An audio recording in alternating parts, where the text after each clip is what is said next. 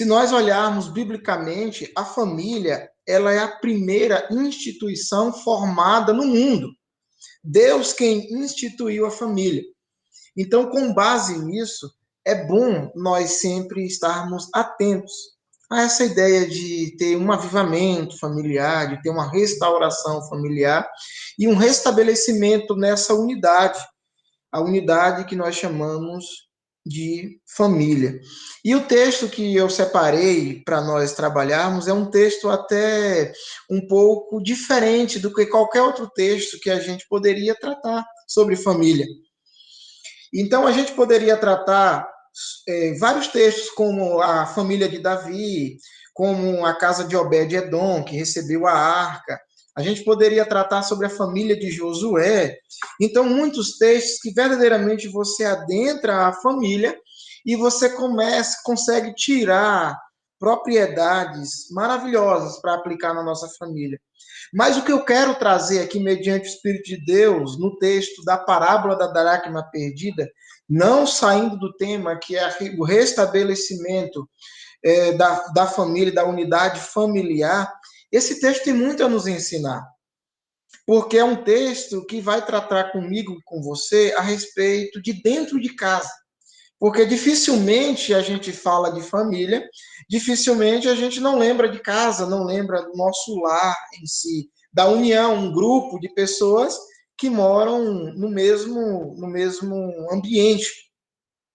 E já trazendo para nós assim essa ideia de morar no mesmo ambiente, é onde tem alguns atritos, é onde temos diferenças entre um e outro, onde, na verdade, onde há contato, há atrito. Então, coisa difícil, eu gosto sempre de falar essa frase, coisa difícil é ser crente em casa. Porque você ser crente, ser cristão, no seu irmão que você vê aos domingos, ou no vê nos encontros de quarta ou sexta, ou você tem um encontro assim, esporádico mesmo, é fácil você ser cristão. Mas mais difícil é você ser cristão dentro de casa. Mas nós vamos ter alguns pontos, como 3 pontos básicos, que vai nos ensinar a não perdermos de vista essa ideia de restaurar a própria família, essa ideia da unidade familiar. Então, vamos ler esse texto? A nossa amada Daniela vai estar passando para a gente aqui, já está aqui na tela, e o texto base nos diz assim, acompanhe somente comigo. Ou qual é a mulher que, tendo 10 dracmas, se perder uma, não acende a candeia, varre a casa e a procura diligentemente até encontrá-la? E, tendo-a achado, reúne as amigas e vizinhas, dizendo: alegrai-vos comigo, porque achei a dracma que eu tinha perdido. Eu vos afirmo que, de igual modo, há júbilo diante dos anjos de Deus por um pecador que se arrepende. Passa para nós aí, Daniel. Olhe bem, o nosso tema é restabelecendo a unidade familiar. Não posso deixar de falar para você que essa parábola da dracma perdida, ela está inserida ela está entre 2 parábolas. São 3 parábolas que Jesus vai contar para os escribas e fariseus, os doutores da lei, que estavam questionando a Jesus por que ele comia com pecadores e por que ele andava com pecadores. Eu gosto sempre de chamar de PPs, os publicanos e pecadores. Nos ajuda até a lembrar. O questionamento deles é que como que Jesus anda com os PPs? Porque a lei antiga dizia, você precisava ser apto, habilitado, você tinha que ser considerado puro, passasse pelo processo de purificação, tinha que ser expurgado de você o seu pecado, e esse processo de purificação demandava também dinheiro. Poucos poderiam comprar o cordeiro, o carneiro para ser imolado. Então não havia acesso aos pobres, que eu gosto de chamar de PPs, os publicanos, pecadores e também pobres. Os pobres não tinham acesso. Então, o questionamento dos escribas e fariseus, os doutores da lei, é como que alguém que é o Deus encarnado, aquele que é o Messias, como que ele é o Messias se ele anda com os PPs? Pobre, pecadores e publicanos. Esse era o questionamento. Então Jesus conta 3 parábolas em uma. A primeira é a ovelha perdida. E o final dela é que ela foi encontrada. Depois conta a dracma perdida, que também foi encontrada.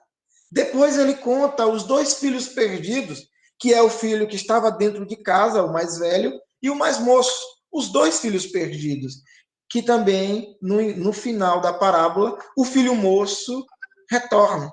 Ele também foi achado. Passa para a gente aí, Daniela, por favor.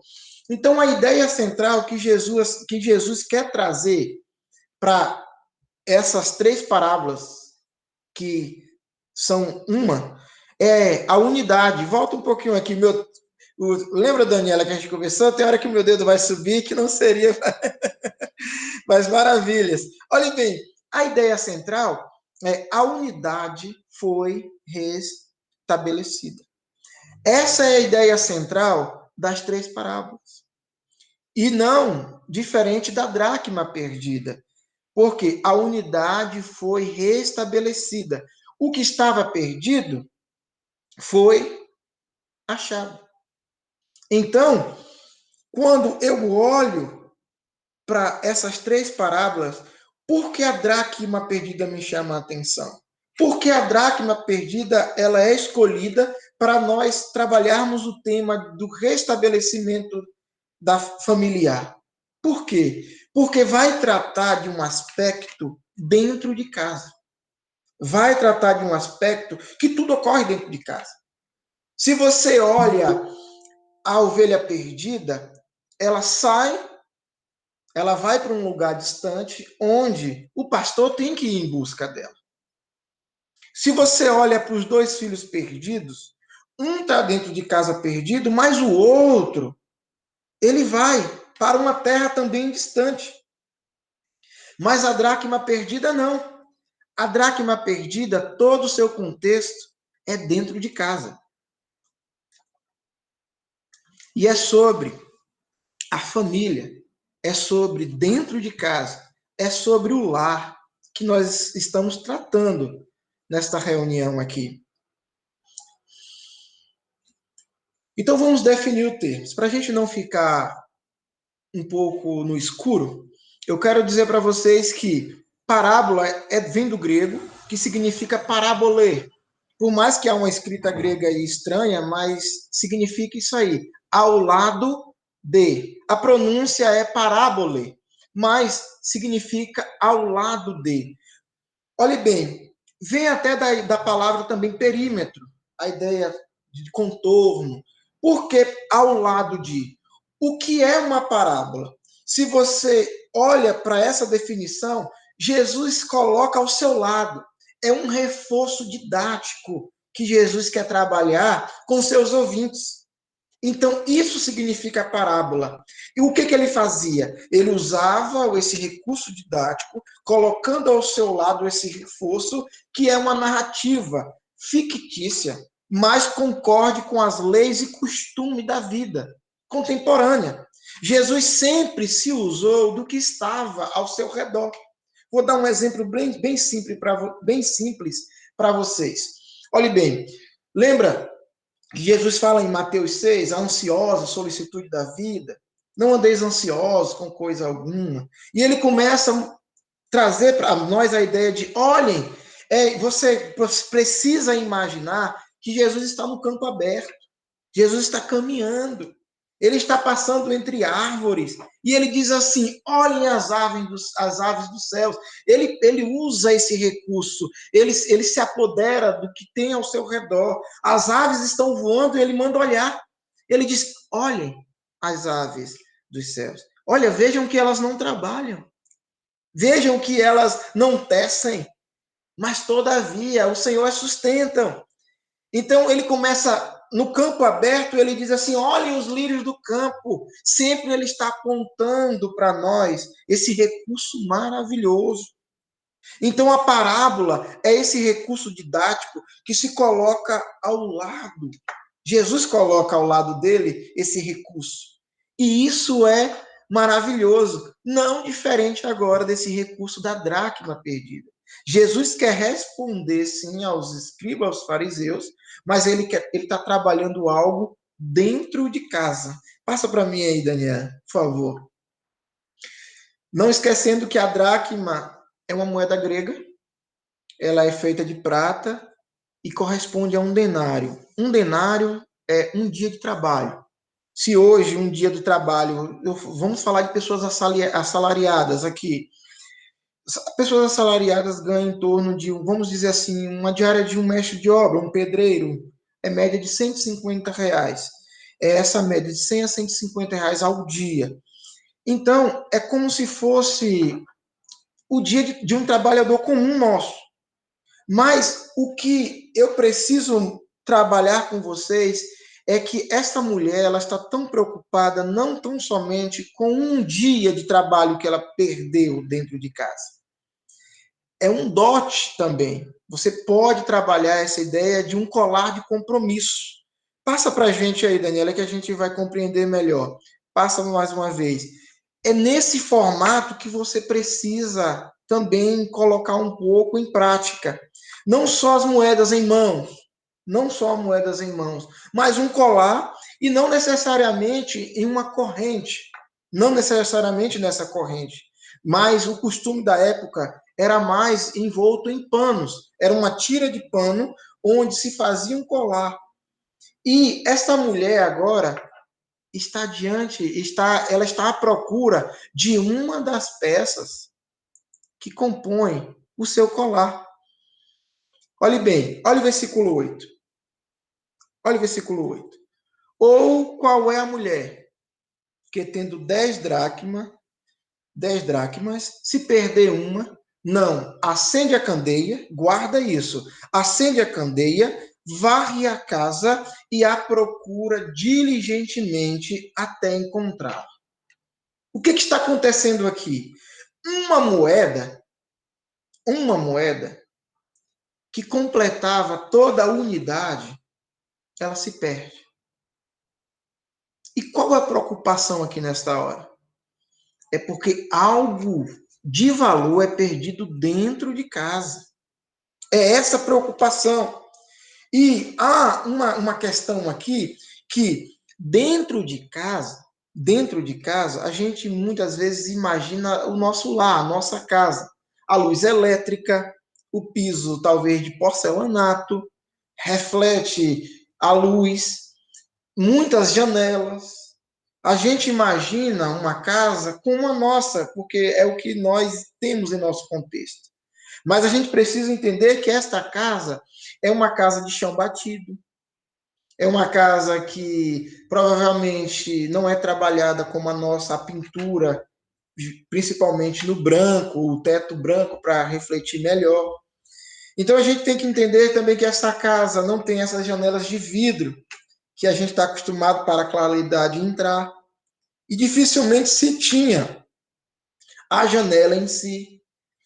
Há uma dificuldade dessa mulher encontrar algo de valor dentro da própria casa. Então ela precisa traçar um projeto, porque ela percebeu que o que ela tem de valor, ela não consegue encontrar. E ela não consegue encontrar dentro de casa.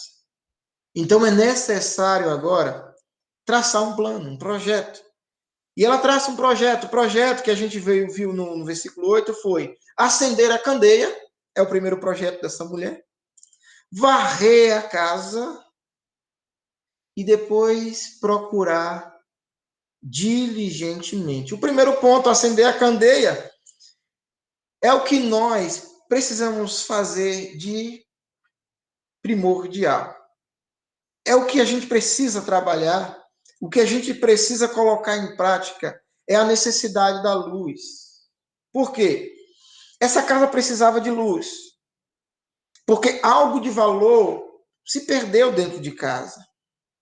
Assim, eu quero trabalhar com a igreja presente, é que dentro de casa, muitas vezes, é que perdemos os nossos, perdemos também a nós mesmos. Dentro de casa, muitas vezes, é que nós ficamos perdidos, porque o nosso comportamento não está de acordo, muitas vezes, com o que as escrituras nos ensinam. Você tenta acertar, você tenta estar, na verdade, ser um pouco melhor dentro de casa. E aquela boa nova que você recebeu, a restauração que você recebeu em Cristo, os ensinamentos que você conhece, você perdeu ele dentro de casa. Ou alguém da sua casa também acabou perdendo o que você tem de maior valor. Então, o que precisa fazer? Você precisa acender a candeia. Eu vou dar um exemplo prático que está aqui na tela conosco. É na casa de Jó. Lembra que Jó, ele teve a sua vida também em um processo doloroso.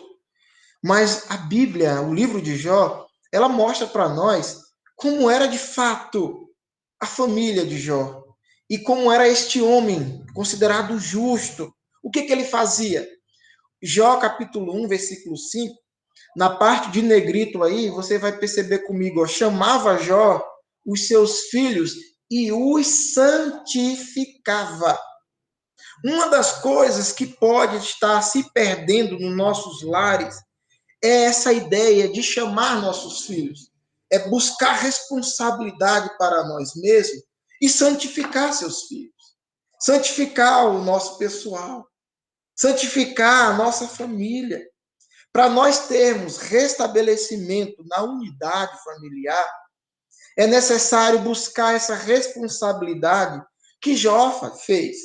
Jó nunca deixava a candeia da casa dele se apagar. Por quê? Olha aí a parte depois de negrito em preto, você vê em negrito em vermelho. Levantava-se de madrugada. Quem? Jó? Levantava-se de madrugada e oferecia holocaustos, segundo o número de todos eles. Qual era o pensamento de Jó? Pois dizia: talvez tenham pecado os meus filhos e blasfemado contra Deus e blasfemado em seu coração. Assim o fazia Jó continuamente. Talvez o que a gente perdeu de valor dentro da nossa casa foi os nossos cultos domésticos. Eu não sei hoje, mas eu falo de mim mesmo. Eu fui criado em um lar, graças a Deus que eu fui criado num lar que o culto doméstico não faltava. Não faltava. E mesmo criança, eu lembro como hoje, eu ficava muito chateado porque eu queria jogar bola. Lá na Bahia é o chamado baba. Eu queria bater o baba à noite, tinha alguns babas à noite. E meu pai, como chefe do lar, e quando meu pai trabalhava à noite nos turnos, minha mãe assumia esse posto e dizia assim: você não vai para lugar nenhum, você vai ficar no culto doméstico. E eu ficava muito chateado, querendo que aquele horário acabasse logo para eu ir logo lá encontrar os colegas para jogar o meu futebol. Mas aí eu não tinha direito sobre mim. Por quê? Porque os meus pais puxou essa responsabilidade e mostrou quem mandava e dizia: esse é o processo, esse é o caminho. À tarde, minha mãe falava assim: você quer brincar bola? Você quer jogar o baba? Lê um salmo para mim e diz o que entendeu. Mas não entendeu de qualquer jeito, não. Eu quero saber se você realmente entendeu. E eu li o salmo na carreira e queria jogar meu baba. E quando ela achava que não estava bom, ela mandava eu ler de novo. Mas ela, o que eu estou contando isso? Ela fez como Jó fez. Ela puxou a responsabilidade. Ela estava em busca da unidade familiar. Talvez é o que perdemos. Mas tá bom. Evangelista ou seminarista, não sei. Você nasceu num lar assim. E eu? Que só eu sou cristão dentro do meu lar. Eu vou responder isso nesse instantinho, porque mediante o que nós vamos estar tratando aqui nesse estudo. Então, amados, é tão maravilhosa a luz, em João capítulo 5 diz: a luz resplandece nas trevas e as trevas não prevalecem contra ela. Passa novamente, Daniela, por favor. João 8 vai dizer para nós assim: olha, eu sou a luz do mundo. Deixa eu tentar ocultar alguma coisa aqui que está me atrapalhando ler. É isso aí, obrigada. Eu sou a luz do mundo. Quem me segue não andará nas trevas. Pelo contrário, terá a luz da vida. Passa aí, Daniela, por favor. Eu vou contar para você uma ilustração sobre a necessidade da luz. Você vê aí uma rodovia, você vê aí também um painel de uma motocicleta, e me fez lembrar uma experiência própria, pessoal. Eu trabalhava de representante comercial, promotor de vendas lá na Bahia. Eu visitava as cidadezinhas pequenas, os interiores da Bahia, o extremo sul da Bahia, e eu ia de motocicleta. Aí, certa vez, o meu farol alto, uma dessas viagens, o meu farol baixo queimou. E eu, como eu estava em outra cidade, eu disse assim, no retorno, eu vou consertar, eu vou colocar uma lâmpada nova. E no retorno à noite, como eu tinha ainda o farol alto, eu não me importei. No retorno à noite, o farol alto também queimou. Algum problema na parte elétrica da motocicleta. E eu fiquei como nessa imagem aqui, só com a diferença. Eu não tinha nenhum ponto de luz. E entre uma cidade e outra que eu estava, não tinha luz, iluminação pública, não tem luz de postes. Então eu parei num acostamento, quase na verdade não existia acostamento tomado pelo mato. Eu tive que entrar um pouco no mato para não ser atropelado. E comecei agora a clamar a Deus. Eu falei, meu Deus, o que eu faço? E quando eu olhei para trás, eu vi dois faróis bem fortes, luminosos, e passou por mim. E era um caminhão carregado. E esse caminhão carregado não corria muito. Então foi necessário. O que veio à minha mente? Eu vou seguir a luz desse caminhão. Eu estou sem nenhum ponto de luz, mas esse caminhão tem 2 pontos de luz. Eu vou seguir. E seguir. E cheguei a Itabuna, o meu destino, a minha terra natal, pela luz que havia no caminhão. A luz ela é tão necessária, amados, que até a luz que lhe falta, você pode ser guiado pela luz do outro. Como? Mas como assim? Você tem que ser luz. Você está dentro do seu lar que há pessoas precisando da luz. E você pode ser o guia desta pessoa. A Bíblia chama dos guias espirituais. Então, amados, a luz é necessária. Você precisa acender a candeia. Você não pode deixar a candeia apagada, porque algo de valor foi perdido dentro de casa. Pode passar, Daniela, por favor. O segundo ponto nosso foi varrer a casa. Essa mulher, agora, o seu segundo projeto, ela acendeu a candeia. Depois ela varre a casa. E é interessante que, segundo Coríntios 7, versículo 1, diz assim, na parte aí em vermelho, purifiquemo-nos de toda a impureza. O sinônimo de varrer casa é eliminar a impureza. Passa para a gente aí, Daniela, por favor. Eu vou contar para você uma outra ilustração do quartinho da bagunça.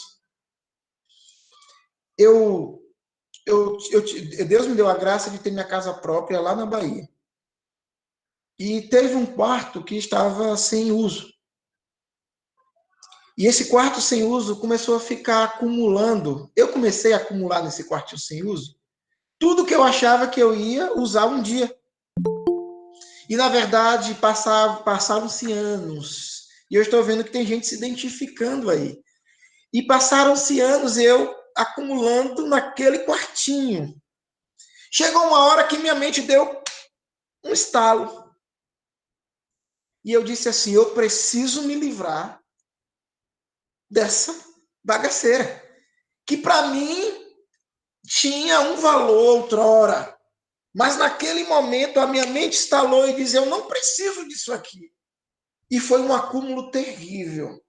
E quando eu fui separando aquilo que eu achava que prestava, eu colocava em uma sacola. E o que eu achava que não prestava, eu colocava no saco de lixo. Incrível que pareça, o que foi para a sacola foi um objeto ou outro desse tamanho assim, um fusível ou outro que eu achava que eu ia usar ainda. E o que foi para o saco de lixo foi praticamente o quarto inteiro. Tem coisas, amados, que a gente acha que guardar é necessário.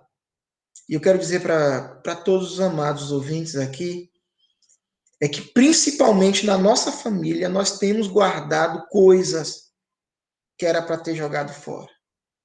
O nosso Deus diz que tem um mar chamado esquecimento. E nós não estamos se usando deste mar. Porque nós relembramos coisas que nem mesmo Deus não lembra. Ele diz que lança no mar do esquecimento. E a gente está guardando no quartinho do nosso coração, chamado quartinho da bagunça. A gente tem uma estrutura em nosso coração, algumas divisões, por assim dizer. E uma dessas divisões é o quartinho da bagunça, que a gente está demorando de jogar fora. A unidade familiar só vai acontecer quando a gente tratar esse negócio aí, ó, que eu coloquei abaixo da ilustração do quartinho da bagunça. Assuntos mal resolvidos dentro de casa. Tem um negócio chamado conversas cruciais. A gente está se alongando a tratar assuntos que são cruciais, que são necessários. Até mesmo com o nosso esposo, com a nossa esposa. Principalmente com os nossos filhos. E só vai haver restabelecimento familiar, só vai haver unidade familiar ou restauração familiar se a gente perceber que deve se tratar assuntos mal resolvidos, chamadas conversas cruciais. São dolorosas, mas elas são assertivas. Ela ajuda a gente a varrer a casa, varrer o nosso lar, purificar o nosso lar. Então, amados, quando eu leio Mateus 24, aí que está na tela, diz assim, porquanto, assim como os dias anteriores ao dilúvio, comiam e bebiam, casavam-se e davam-se em casamento, até o dia em que Noé entrou na arca, e não o perceberam, senão quando veio o dilúvio e o levou a todos. O que eu quero deixar marcado aqui para a igreja é que Noé era um homem justo e se preocupou em salvar sua família. Ele construiu a arca não só para ele construiu a arca para ele e para toda a sua família, seus filhos e as noras e suas noras. Ele constrói a arca não só pensando em si mesmo, ele constrói a arca não só para se salvar, ele constrói pensando na sua família. Então foi salvo Noé e toda a sua família. Mas como vivia o povo? É como se Deus não existisse. Muitas vezes nós estamos dentro de nossas casas, agindo como que Deus não existe. Assim era o povo no dia de Noé. Mas havia um homem justo que construiu a arca para si e para toda a sua família. Passa para a gente aí.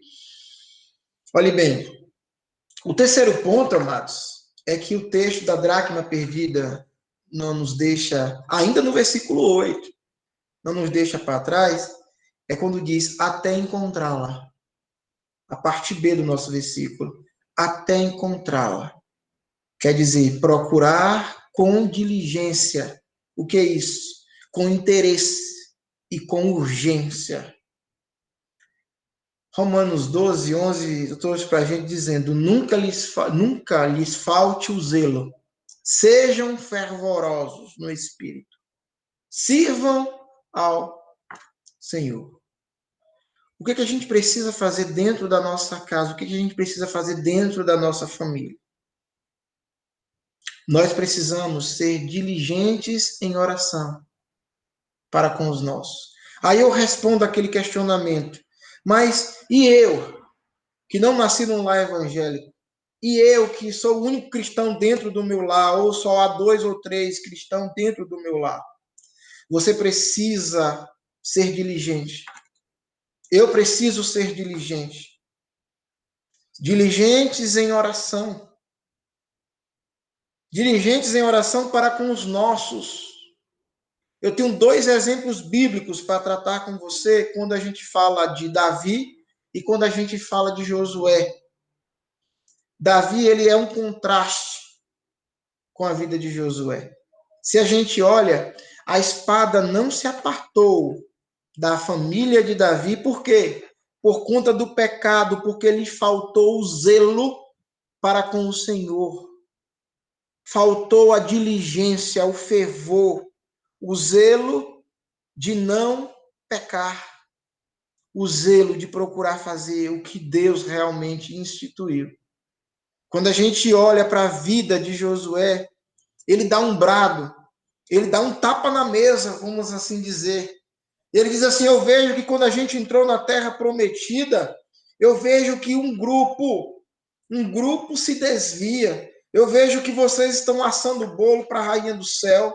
Eu vejo que vocês estão fazendo oferenda para Astarotes. Eu vejo que vocês estão cultuando aos Baalins, não só Baal, mas todos os deuses que vocês chamam de férteis. Vocês estão fazendo um holocausto para cada deus, vocês estão idólatras. As suas famílias estão em idolatria. E ele, como se dá um tapa na mesa, assim como um líder que era, ele dá um basta dizendo: eu não sei você. Eu não sei que Deus vocês querem servir a partir de hoje. Mas eu e a minha casa serviremos ao Senhor. O que ele fez? Ele teve zelo. Ele buscou com diligência o serviço do Senhor. E partindo para o final, amados, nós vamos ver o versículo 9 e o versículo 10. O versículo 9 diz assim para a gente: e tendo achado essa dracma, que é algo de valor, uma economia de toda uma vida, ou o seu colar de compromisso, o dote a ser pago ao noivo, a quem desposaria essa jovem, e ela está preocupada. Mas depois que ela encontra, por que ela encontra? Lembra que primeiro ela acende a candeia. A candeia ela serviu para ir em cada cantinho escuro da casa. Todo cantinho escuro que precisava luminosidade, ela foi com a candeia, que simboliza para nós a candeia do Espírito Santo, o azeite, que é o combustível para se acender a lamparina. Então ela foi em cada canto da casa e levou a candeia. Depois ela partiu para um segundo passo. Ela varreu a casa. Mas ela fez isso tudo interessada no que estava fazendo. Interessada verdadeiramente. Ela tinha um objetivo. Era encontrar o que de valor se perdeu dentro de casa. Talvez filhos nossos se perdem dentro de casa. Há cristãos perdidos dentro de casa e cristãos perdidos dentro da igreja. Perdidos dentro da casa do Senhor. Então, essa mulher no versículo 9 mostra pra gente que depois que ela acha, ela reúne as amigas, ela reúne vizinhas e ela brada dizendo: alegrai-vos comigo, porque achei a dracma que eu tinha perdido. E se você notar comigo, a figura da primeira parábola, lá da ovelha perdida, é um pastor, a figura masculina que vai em busca. Quando você vai para a terceira parábola, que é dos dois filhos perdidos, as figuras também são masculinas. Oculta-se também até a mãe desses moços. A figura é masculina. O interessante aqui é que a figura é feminina. A busca dele é diligente, é uma mulher que tem a capacidade melhor, muitas, é o que se espera, melhor do que um homem, de procurar com diligência. É alguém que está mais atento, é alguém que procura com mais afinco. Eu não sei vocês, que eu não encontro nem meu par de meia e minha esposa olha assim e diz, está aqui, ó. Então é uma mulher, a figura da mulher que é tratada aqui, alguém que procura, porque não é um homem que está procurando dentro de casa uma moeda que se perdeu. É uma mulher que ela é aguçada, ela procura melhor do que a figura do homem. E quando ela acha, ela dá um brado. Então, amados, sejamos incansáveis, incansáveis, e procuremos com diligência. E o versículo 10 encerra: eu vos afirmo que, de igual modo, há júbilo diante dos anjos de Deus por um pecador que se arrepende. Esse pecador é restabelecido na unidade. Quando a sua família ou a minha família, quando as famílias, na verdade, está faltando uma das peças, quando alguém está perdido dentro de casa, a gente precisa entender que a unidade ela está comprometida e ela precisa ser restabelecida. Então, o arrependimento, amados, partindo de nós, é um grande vetor para nos ajudarmos a restaurar a nossa família. Pedir perdão, mesmo sem razão. Mesmo que a razão é sua. Mas é extraordinário, amados, o pedir perdão. Essa ideia do pecador em si, de se ver como pecador, de não ser sempre o que tem a palavra final, o sempre que é você que precisa trazer aquilo de novo, é você que tem que, sabe, apaga um pouco você mesmo, sofra o dano também um pouco. Nós perdemos a capacidade, principalmente no nosso lar. Você percebeu, principalmente nós homens, não puxando a sardinha para as mulheres, mas principalmente nós homens, nós temos uma dificuldade de ouvir as nossas esposas.